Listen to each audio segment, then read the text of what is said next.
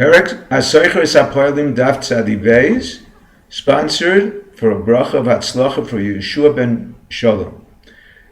We begin with the Mishnah. The Mishnah discusses a three-way machlokas as to how much a worker can eat. Tanna Kama holds, since the Torah states that a worker may eat kenafshecha savecha, meaning he can satisfy his hunger, he is permitted to eat even more than he earns. Rabbi Elazar ben Chisma holds that he cannot eat more than he earns. His earnings provide for his daily sustenance. The Chachamim permit him to eat more than he earns. However, they advise friends to discourage him from eating an amount that will discourage employers from hiring him. The Gemara explains the difference between the Tanna Kama and the Chachamim. Number one, Tanna Kama holds it is not proper to discourage him, since by right he can eat. The Chachamim hold it is proper to discourage him so he will find work in the future. Number two, the Tanna Kama holds, like Ravasi, that a worker hired to pick one cucumber can eat it even worth more than his wage, and the employer does not profit.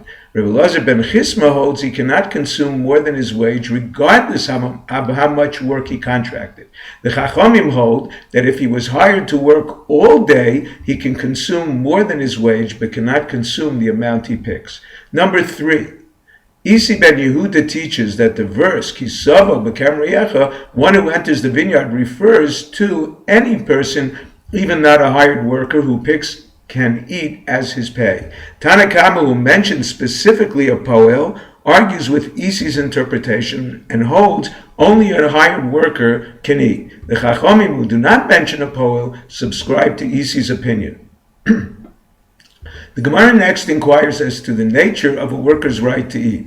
Is it a wage supplement he can direct to his wife and children, or a gift min hashamayim, a heavenly gift such as leket shikha to the poor that becomes his only after acquisition? The Gemara suggested possible resolutions. Number one, the Gemara assumed these perspectives were the basis of the machlokas between Rabbi Elazar ben Chisma and the Chachamim. Rabbi Elazar holds it is a wage supplement, therefore he cannot consume more than his wage. The Chachamim hold it is a gift not tied to his earnings. The Gemara rejects this. They both hold it is a wage supplement, but because granted by heaven, does not limit his rights of consumption. Rabbi Elazar limits his consumption based on the term in our verse, kenafshecha, that refers to his life. It means he risks his life on the job for his wage. He therefore is entitled only to consume up to his wage. The Chachamim explain kenafshecha as comparing the worker to the employer.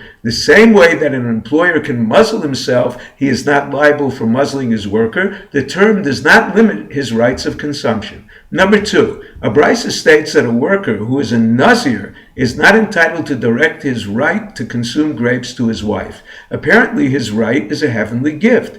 The Gemara rejects this proof. Perhaps it is a wage supplement. However, the Chachamim penalized the nazir to distance him from a vineyard. Number three, a worker was hired to dry figs. He can eat them without tithing because they have not been fully processed, referred to as Gemar Malacha, even two at a time. However, whatever he transfers to his child requires tithing. Apparently, it is a heavenly gift that cannot transfer to his son. The Gemara rejects this. Even though it is a wage supplement, the son receives it as a stipulation of the wage agreement. It appears to be a purchase that establishes a tithing obligation.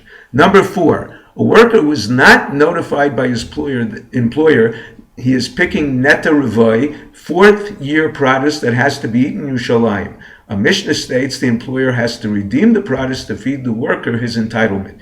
This can be only for a wage supplement, since the merciful one would not entitle him to something prohibited. The Gemara answers that even if the right of consumption is a heavenly gift, the employer is still obligated to compensation due to the appearance of a mekach tos, a mistaken transaction. It is possible that if the employer notified him that he is working with neta revoi, he would have turned down the work. The Mishnah applies compensation in two other cases. Workers were hired to press fig cakes that came apart and sealed wine casks that opened.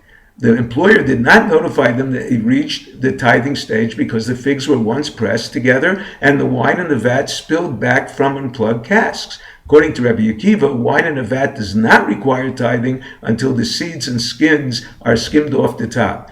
Even in the casks, the wine requires tithing only after foam formed in casks from additional fermenting is skimmed. Therefore, the workers can claim they were unaware the wine reached the tithing stage, appearing as a mekach tos.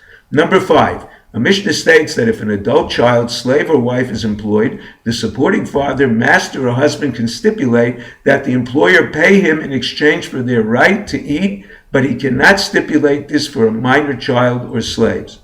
This distinction between adults and minors indicates the right to eat is a heavenly gift. The minors do not have the mental capacity to waive their right to eat, but the father is entitled to a wage supplement, just as he is to their basic wage without a waiver. The Gemara rejects this proof because the Mishnah refers to a case where he does not support his children and is therefore not entitled to their earnings. The adult children waive their right anyway.